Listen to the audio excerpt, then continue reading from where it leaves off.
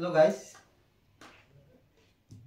আজকে একটা বিষয়ে আলোচনা করব, যেটা অতিলোভ। মানুষ সবসময় বেশি বেশি লোভ করতে গিয়া অনেকটাই বিপদে পড়ে যায়। এক ধনী কৃষকের গল্প বলবো।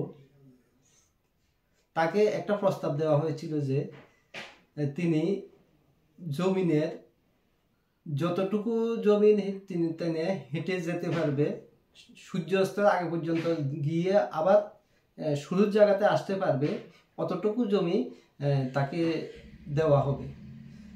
তো সে হেঁটে যেতে যেতে যেতে যেতে যেতে দিনের শেষে বিকাল হয়ে গেছে, সে হেঁটে যেতে আছে। কিন্তু যখন মনে আসলো যে আমাকে তো আবার আগের জায়গাতে ফিরে যেতে হবে, তো কিটা করলো, সে এবার এবার পিছের দিকে দৌড় দিচ্ছে, যে আগের জায়গাতে ফিরে না আসলে তো এই পুরো জমিটা পাবে না। তো ফিরে আস্তে আস্তে আস্তে আস্তে এত ক্লান্ত হয়ে গেছে, সূর্যাস্তের আগ মুহূর্ত পর্যন্ত খুব কষ্টে এসে এসে পৌঁছেছে। সে অতিরিক্ত পরিশ্রমের কারণে, অতিরিক্ত ক্লান্ত হওয়ার কারণে আসার পরে ওইখানে তৎক্ষণাৎ তার মৃত্যু হয়।